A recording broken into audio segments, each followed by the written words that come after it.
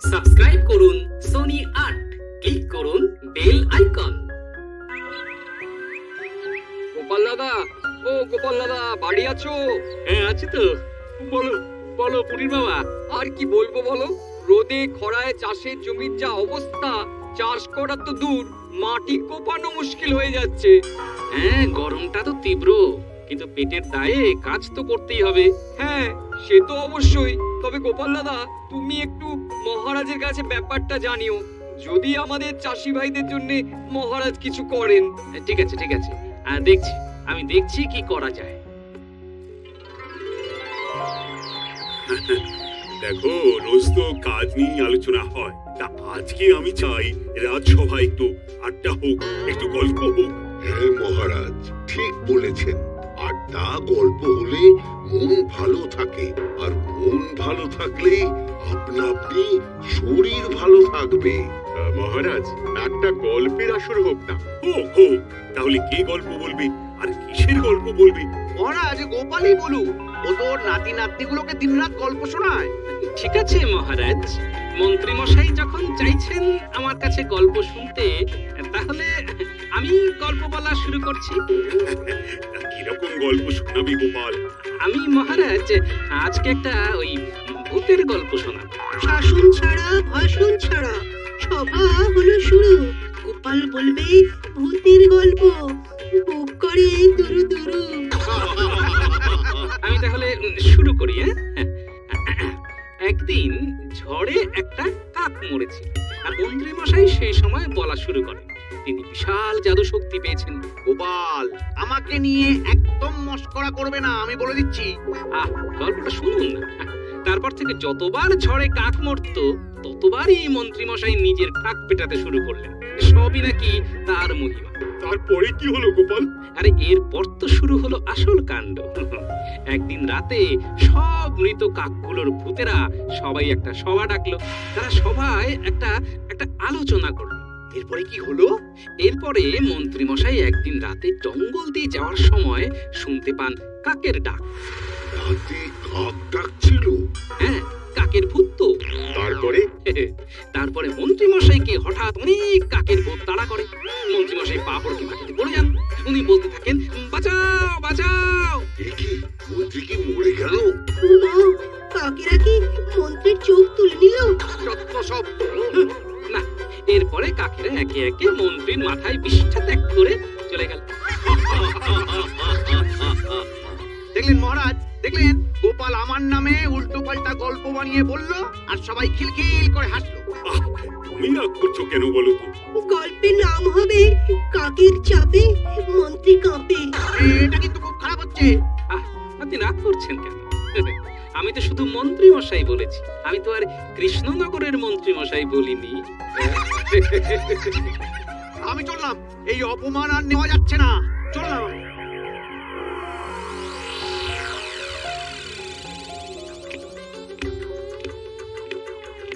কখন থেকে দেখছি তুমি এদিক ওদিক করছো, এদিকে ভাজে জড়িয়ে জল হয়ে গেল, সে খেয়াল আছে? আমার শুধু এখন একটাই খেয়াল, প্রতিশোধ প্রতিশোধ প্রতিশোধ। একটা বদমাস গোপালের কপাল যতক্ষণ না পোড়াতে পারছি, ততক্ষণ আমার শান্তি নেই, শান্তি নেই, শান্তি নেই। আরে কি হয়েছে কি? আজকে রাজসভায় সবার সামনে আমাকে নিয়ে মজা করেছে সবাই সবাই, এমনকি মহারাজও খিলখিল করে হেসেছে জানো। আর সেই কারণে তোমার গা চিরবির করে চলছে, তাই তো? একদম তাই, আমাকে নিয়ে ভূতের গল্প বানানো তো, এবারে আমিও দেখাবো, আমিও। ওই দেখো, মানুষটা না খেয়ে দুপুরবেলা চলে গেল। আচ্ছা বটা ঘটা, তোদের কোনো এমন লোক জানা আছে যে কিনা ভূত নিয়ে ঘাটাঘাটি করে? এই মুহূর্তে না থাকলে কি হয়েছে, আপনি যদি বলেন তাহলে খুঁজে আনবো। গোপালকে আচ্ছা করে প্যাঁচ দিতে হবে, বুঝলি? এটাকে বুদ্ধি দিয়ে কিচ্ছু করতে পারিনি, এবারে ভূত দিয়ে মজা দেখাবো। ওরা যা করার আজকে সন্ধ্যের মধ্যেই কর। আচ্ছা মন্ত্রী মশাই।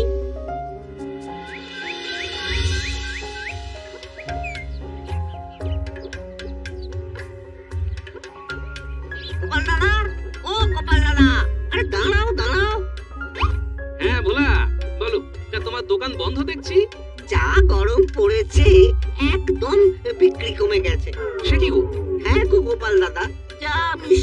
দেখছি তার বেশিরভাগটাই নষ্ট হয়ে যাচ্ছে। তুমি একবার মহারাজকে বলে আমার জন্য একটা চাকরির ব্যবস্থা করে দাও না গো। তুমি এক কাজ করো বুঝলে, তুমি নিজে এসেই মহারাজের কাছে এই প্রস্তাবটা দাও। ঠিক আছে গোপাল দাদা, ঠিক আছে, আমি তাহলে নিজেই যাব।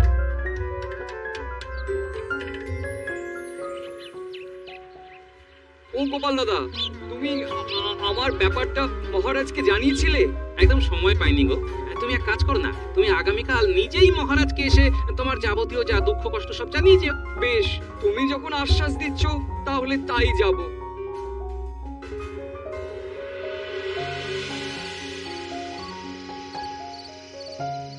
দেখি, আহা, আরে বটা ঘটা তো এখনো এলো না।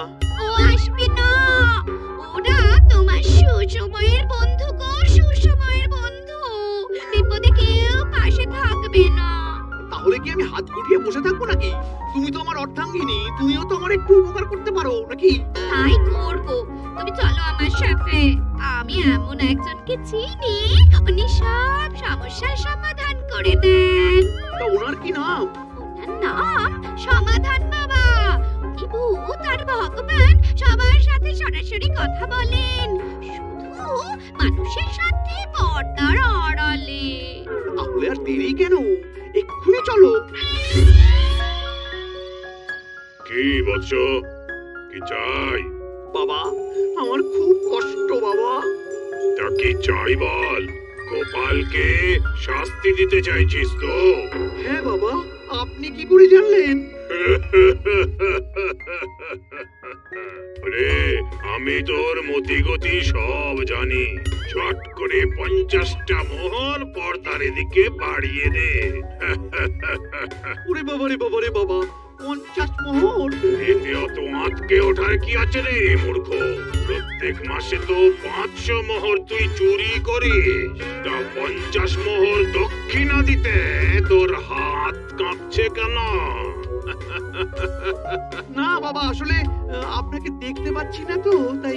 আমি যাকে দেখা দিই সে সঙ্গে সঙ্গে ভস্ম হয়ে যায়। ওরে বাবা, না না না না, এই নিন, এই নিন, এই নিন। এই তো লক্ষ্মী ছেলে। আচ্ছা বাবা, আপনি গোপালকেই একবার টুকি দিয়ে চলে আসুন না, বেটা ভস্ম হয়ে যাবে। হ্যাঁ, মাথা খারাপ নাকি? এইসব খুচরো পাপ আমি করব কেন?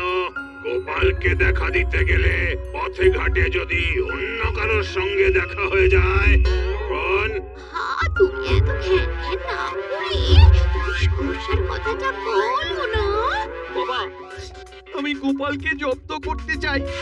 বেটাকে এমন শাস্তি দেব যেন কোনোদিন আর সূর্যের আলো দেখতে না পায়।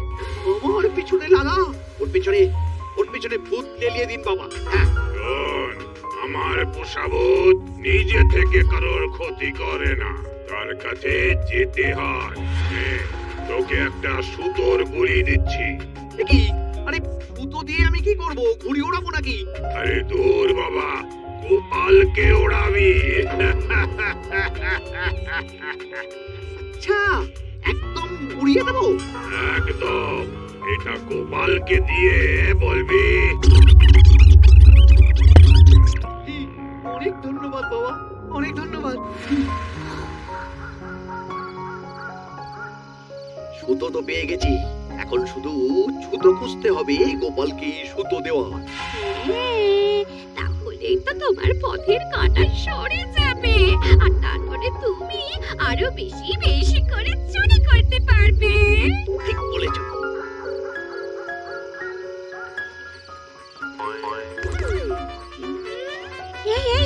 বটা ঘটা না, এ কি তোমাকে দেখে তো ওরা উল্টো দিকে দৌড় দিল। হ্যাঁ, লজ্জায় লজ্জা, কোনো কাজের কাজ তো করতে পারে না। ফের আমার কাছে আসুক, বেটাদের দড়ি দিয়ে বেঁধে ধোলাই দেব।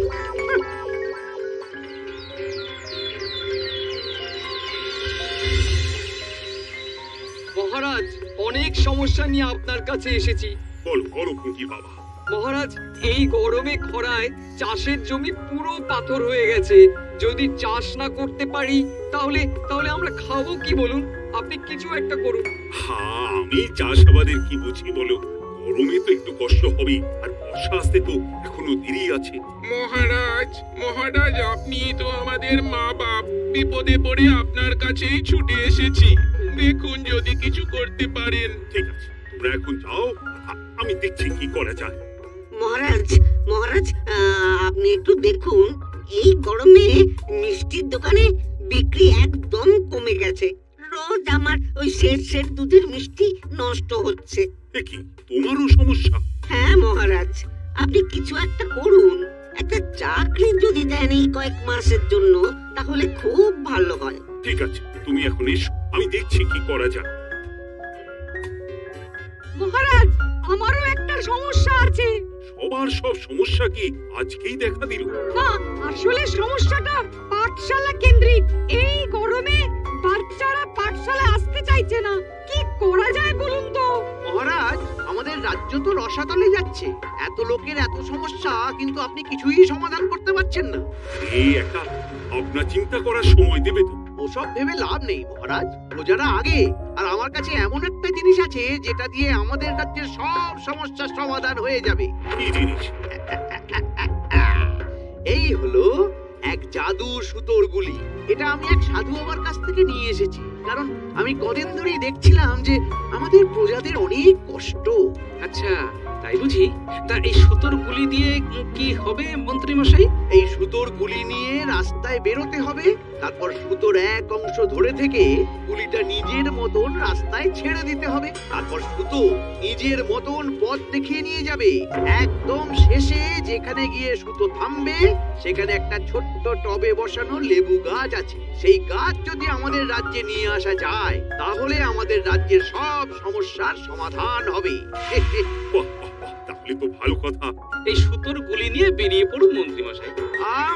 যা, আমি কেন যাবো? তুমি যাও, আমি রোগা মানুষ, অত হাঁটলে আর শরীরে কিছু থাকবে না গো।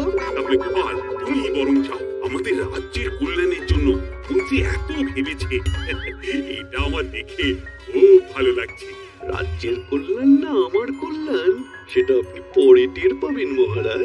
গোপাল, আর দেরি করো না, বেরিয়ে পড়ো। দিন দেখি। আর হ্যাঁ, এই সুতো যতক্ষণ পথ দেখিয়ে নিয়ে যাবে, ততক্ষণ এগিয়ে যেতে হবে। পিছনে ফিরলেই কিন্তু বিপদ। হ্যাঁ, তাহলে গোপাল, সাবধানে এগিয়ে যাও। হ্যাঁ, চলো সুতো, চলো। কিন্তু সত্যি সত্যি যাচ্ছে। গোপাল গোপাল এগিয়ে যাও। রাজ্যের কল্যাণের জন্য তোমার এই অবদান আমরা ভুলবো না। গোপাল এগিয়ে যাও।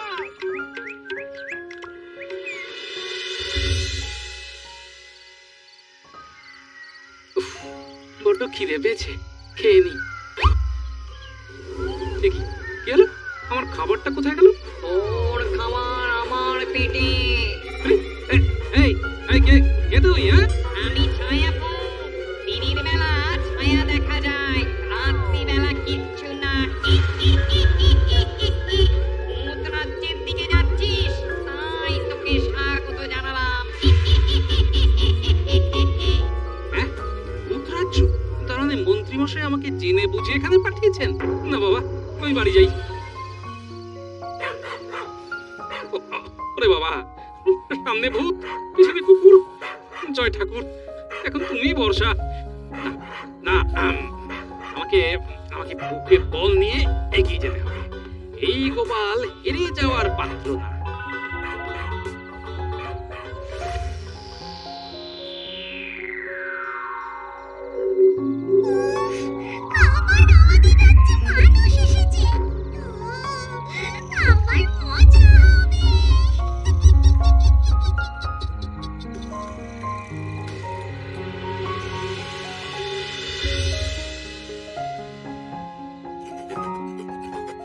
কি শুধু তো আর এগোচ্ছে না, তাহলে কি এখানেই টবে বসানো লেবু গাছ পাবো?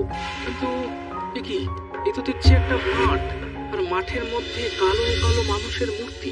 না, নিশ্চয়ই এর মধ্যে কোনো রহস্য আছে। আচ্ছা, আমার কি মাঠে যাওয়া ঠিক হবে? না, গুলি যখন এগোচ্ছে না, তখন আমি আর সামনে যাব না, এখানেই লেবু গাছ খুঁজবো। আরে ঘেঁচুদা, একটা মানুষের গন্ধ পাচ্ছিস? আরে পেঁচু, পাচ্ছি, কিন্তু কাছাকাছি কোনো মানুষকে তো দেখতে পাচ্ছি না। মানুষের শুধু আসার অপেক্ষা। আমাদের তেপান্তরের মাঠে পা দেবে আর আমরা পাথর বানিয়ে দেব।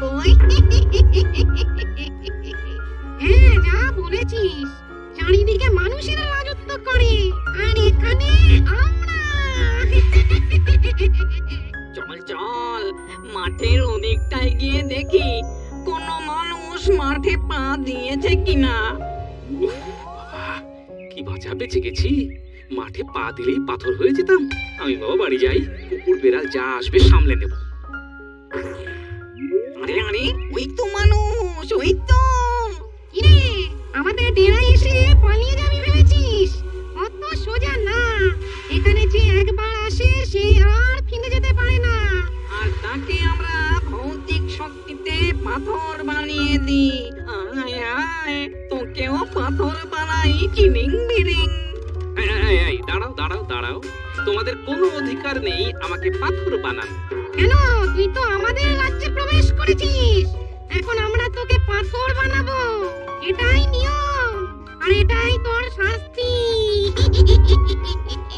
না না, নিয়মটা আলাদা। নিয়ম হলো তোমাদের রাজ্যের তেপান্তরের মাঠে যে পা দেবে তাকে একমাত্র তোমরা পাথর বানাতে পারবে। এতদিন তো জানতাম ওই মানুষরাই বদমাস, বেঈমান, ধোঁকাবাজ হয়। এখন তো দেখছি ছি ছি ছি ছি ছি ছি। এই এই, তুই কে রে? আর তুই আমাদের ভৌতিক ব্যাকরণ কি করে জানলি? সেই ইচ্ছে থাকলে সব জানা হয়। আমি যখন তোমাদের মাঠে পা দিইনি তখন তোমাদের কোনো অধিকার নেই আমাকে পাথর বানানো। সাব্বাস! বহুদিন পরে তোর মতন কোন সাহসী মানুষকে দেখলাম। ভূতের সাথে এভাবে যে কেউ তর্ক করতে পারে জানতাম না। হ্যাঁ, আর বাকিরা তো সব এসে আমাদের দেখেই অজ্ঞান। এই, তার তোর নাম কি? আমার নাম গোপাল, কৃষ্ণনগরে থাকি। গোপাল ভাঁড়। ও, শুনেছি শুনেছি, তোর কথা শুনেছি। তোর তো খুব বুদ্ধি, খুব সাহস। আমরা খুব খুশি হয়েছি। বল, তুই আমাদের কাছে কি চাস বল। না না, কিচ্ছু চাই না। অনেকটা হেঁটে এসেছি বুঝলে। যা খাবার এনেছিলাম তোমাদেরই কোনো এক বন্ধু খেয়ে নিয়েছে। এই, আমাকে একটু কৃষ্ণনগরে পৌঁছে দাও না, আর হাঁটতে পারছি না। বেশ বেশ, যা। এই রে, যা যা।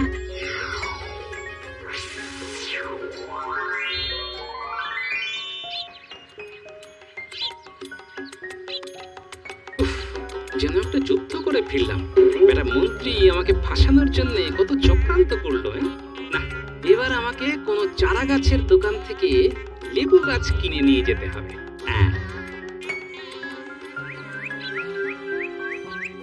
বুঝলি, গোপালের জন্য না খুব চিন্তা হচ্ছে। কোথায় যে গেল কিছুই তো বুঝতে পারছি না। অত চিন্তা করবেন না মহারাজ। গোপাল মরে গেলেও এই রাজ্যের কিছু যায় আসে না। বড় অনেক খাবার বেঁচে যাবে। ও যা পেটু। এই, একদম বাজে কথা বলবে না তো। মহারাজ, চলে এসেছি। এই নিন মহারাজ, পাতি লেবু গাছ। একদম ভূতেদের টিরা থেকে নিয়ে এলাম। ভূতেদের টিরা মানে?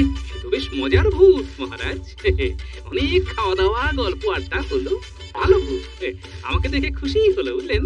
ওরা বললো এখানে যদি কোনো সৎ লোক আসে তাহলে ওরা খাতির করে, আর অসৎ লোক গেলে মেরে পাথর বানিয়ে। বাবা তো এরকম কিছু বলেনি, এই মাত্র বলেছি।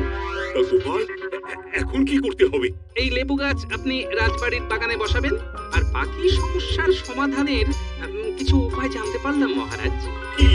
ওই ভূতেরা বললো চাষি ভাইদের এখন আর নিজের জমি ভাবলে চলবে না।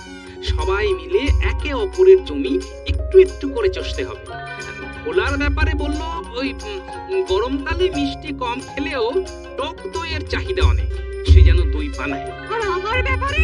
আপনার ব্যাপারে আপনার ব্যাপারে বললো রাজবাড়ির বাগানে তো অনেক ছায়া, যতদিন না গরম কমছে পাঠশালা যেন বিকেলে নেওয়া হয়, আর রাজবাড়ির বাগানে নেওয়া হয়। বেশ নিজের বুদ্ধিগুলো ভূতের বলে চালিয়ে দিলাম। বেশ বেশ। মহারাজ, খুব বিপদ। কার বিপদ? আমার বাপের বাড়ির রাজ্যে সবাই হঠাৎ করে পেট খারাপে ভুগছেন। কোনো ওষুধ পথ্য কাজ করছে না মহারাজ। মহারাজ, আপনি বরং এই সুতো নিয়ে মন্ত্রীকে পাঠিয়ে দিন। উনি যদি ভূতেদের কাছ থেকে কোনো উপায় জেনে আসেন তাহলে তো চিন্তা মিটেই গেল। হ্যাঁ মন্ত্রী, যাও যাও। গোপাল তো এত বড় উপকার করলো, এবার তুমি চলে যাও।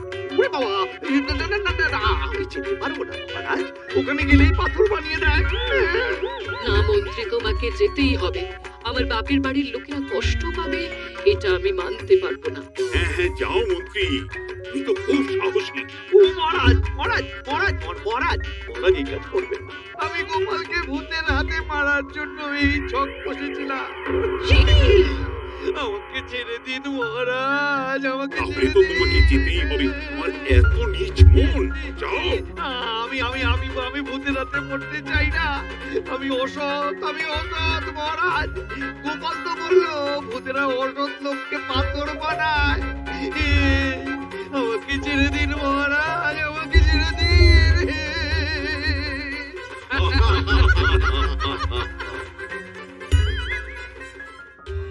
For more updates, subscribe to our channel, click the show links and enjoy watching the videos.